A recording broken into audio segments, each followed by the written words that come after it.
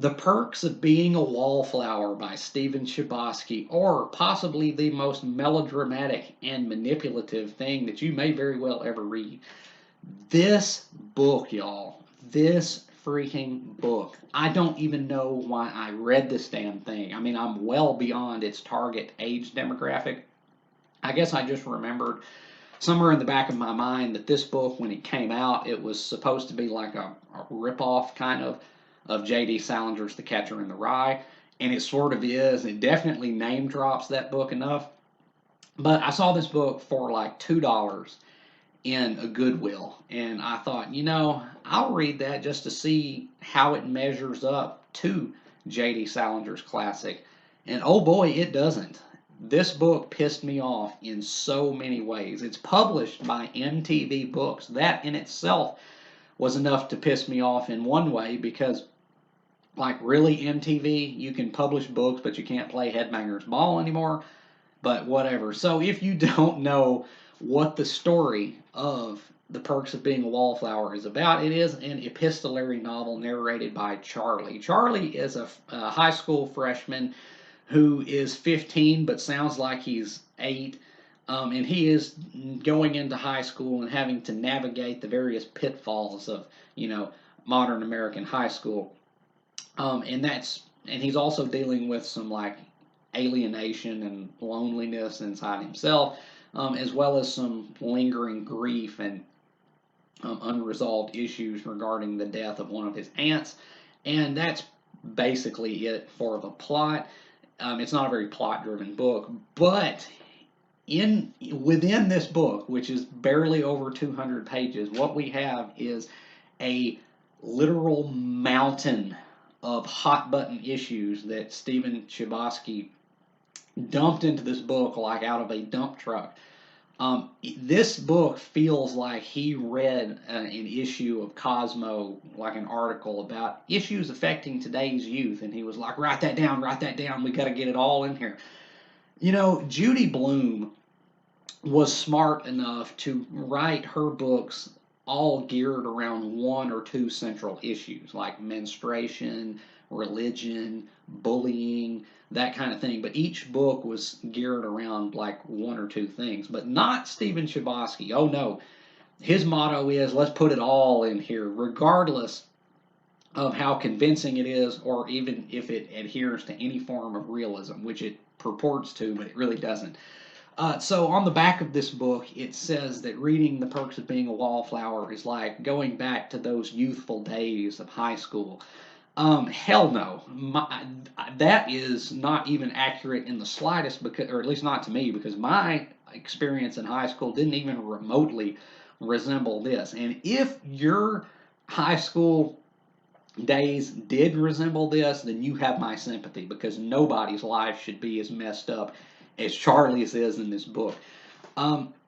This book really, as I said, is just a dump truck load of hot topics pertaining to modern American youth, and it's all crammed in here so shamelessly. The book opens with a suicide, and then it only gets more grim from there.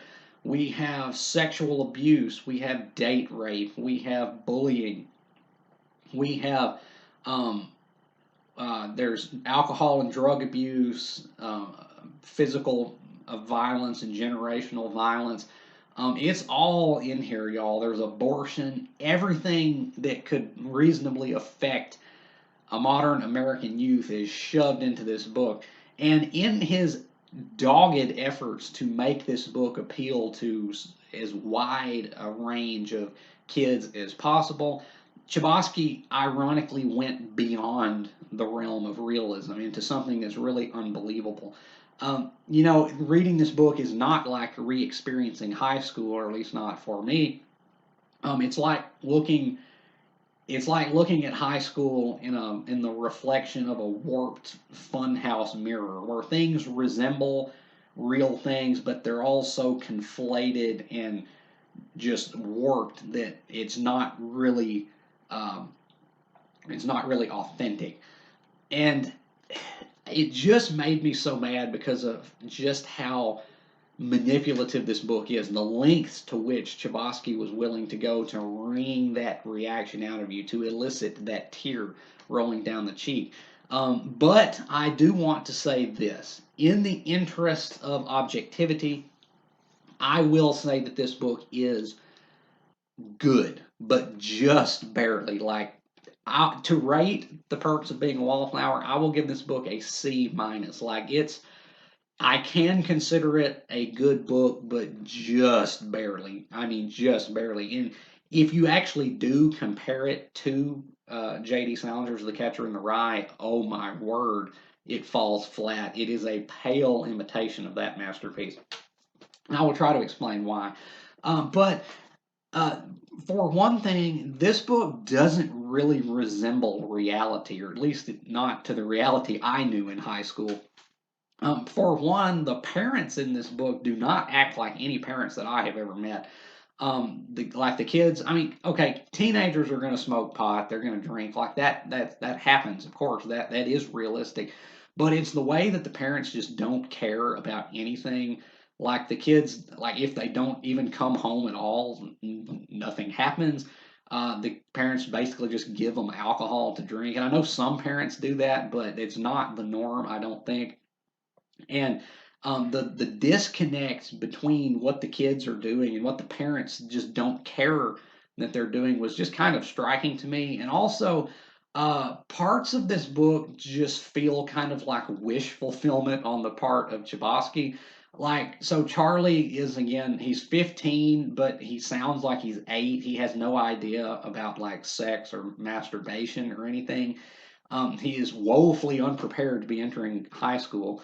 And but he has like a wet dream about this girl that he's infatuated with, and he tells her about it. He's like, I dreamt about having sex with you. And she's like, oh, Charlie, you're so cute. That's so sweet. Like, if speaking from like just my point of view, if I had said anything like that to any of the girls that I went to school with, I would have been slapped so hard my ears would still be ringing, but not Charlie. It's just like, oh, Charlie, aren't you just so sweet? But beyond that, the way that Charlie is just the I've heard people say about this book that, well, Charlie's actually like autistic, like he has a mental an undisclosed mental condition, and that may very well be true. I could believe that, but it's the way that, even though such calamity continually befalls him, but the way that the girls treat him is, it's a little unconvincing, because he gets like Sam is his object of infatuation in this book, and she's just too good to be true. She's older. She's a senior. And she's older than him, but she kind of takes him under her wing, and she's like, I'll show you around, show you how to talk to girls and stuff. And so she kind of fills that role of like the big sister, but then at the end of the book, she'll still like offer herself sexually to him. It's like what any kid in that scenario would want, but what very few kids in that scenario would get. And other than that, again, the book, you can't take it seriously after a point when you realize that it's just issue after issue after issue, all befalling this poor little sap named Charlie. And by the end, the twist, to spoil it, I mean, be warned, the twist at the end of the book is that Charlie was molested. And I guess that was supposed to hit hard, but by the time we got there, there had been so many other characters that had been sexually abused that sexual abuse just lost all potential to shock at that point, because he had already just it's just so much, y'all. This book is just so much, and it's so calculated. That's what irked me about this book, is that you can practically feel Chbosky behind the keyboard saying, yes, I will make them cry with this. Oh, this will get the tears flowing when they learn that he was molested, and then his best friend killed himself, and then he had to drive his sister to the abortion clinic. It's just everything, again, like you read an issue of Cosmo with an article about the issues affecting modern youth, and you just put it all in there, and it's not even convincing after a point. But why I consider this book to be good, Barely. I mean, again, it's so manipulative and melodramatic and ridiculous, frankly. But the reason why I do consider this book to be good, if even if just tenuously good, is because Stephen Chbosky is actually a pretty good writer. My qualms about this book have to do more with the decisions he made, about the content of the book. But as for the actual writing, he does have talent, and I'm going to give him that. Even though I found Charlie's voice, his narrative voice, to be rather incongruous and weird, it is a unique voice, and it is maintained pretty well throughout the book, and it is conveyed in a manner that is somewhat compelling, even if the level of catastrophe that befalls him is just not. But this book is also pretty adept at communicating things without explicitly telling them, and that is a real skill. And I will give this book that. There's kind of a motif in this book. It serves as kind of a, this book actually, I think, kind of dealt with that topic that we have nowadays of toxic masculinity. I think this book kind of dealt with that before that was even a thing, because there is a very subtle critique throughout this book of generational violence and I guess what you would denote as toxic masculinity. Because early on in the book, Charlie witnesses his sister antagonizing her boyfriend until he hits her, and then she's like really happy because he asserted dominance, which I don't usually like to, go for that kind of dynamic. But I mean, I guess there are women like that, but it's not something that I really enjoy to partake of. But it's revealed throughout the rest of the book that. It's implicitly revealed that she does that because that's the way their dad is. Even though their dad doesn't directly abuse them, he's very domineering and kind of overbearing. And there's such a history in Charlie's family of generational abuse of male figures utilizing violence against their children and their spouses, that's kind of, it shows how that's being passed down. And that was actually a really skilled element of this book, how it was able to show that without just coming right out and saying what it's actually about. And I wish the book had been about that more, but as it is, that's um, uh, just a peripheral element to it. I mean, it just goes right back to the sexual abuse, the drug abuse, the physical abuse.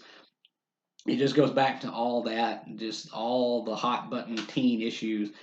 And it was just so much. I just couldn't really stand it.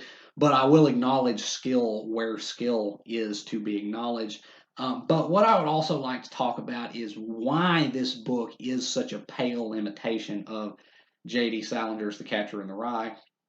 And you may say, well, don't compare it to that book, but it's obviously a descendant of that. Like it owes pretty much everything it has to Salinger, but it does so in a much more contrived and again manipulative manner. This is a very superficial book. Okay, that's the main qualm here that I have with it, is that what Salinger was able to do authentically and without melodrama, this book cannot accomplish without just heaping issues and calamity and tragedy one on top of the other to try to wring some sympathy out of you. Even if you do begrudgingly acknowledge that it is pretty impactful at certain points, you're still kind of angry at it because you understand the limits to which it went, the lengths, I mean, to which it went to do that.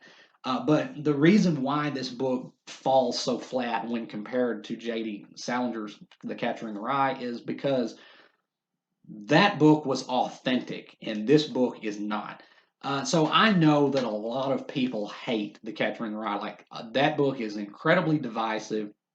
You get some people who identify with it, I mean, from the top to the bottom, and just it's like a gospel to them. And then you get other people who think that Holden Caulfield is just insufferable. He's spoiled. He's whiny.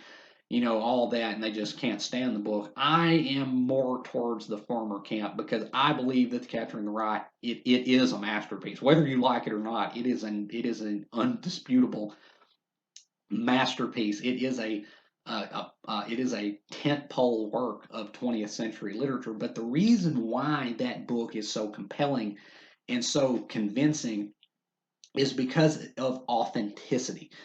Holden Caulfield basically is J.D. Salinger, and what a lot of people may not remember or may not know about J.D. Salinger is that J.D. Salinger was a traumatized war veteran who had seen the worst that the world had to offer.